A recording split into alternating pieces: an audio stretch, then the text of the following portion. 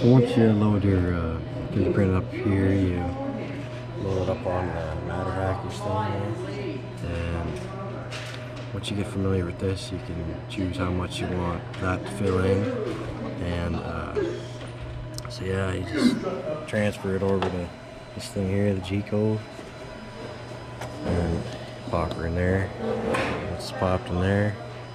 It should come up here, and yeah, press. It should come up here. Anyways, you can set the extruder to the certain heat of the whatever the filament is, and once you do that, you just click on and just put it whatever, and then press set, and press the extruder thing again, and then set the bed heat right there. Just do the exact same thing, except it's for that symbol right there.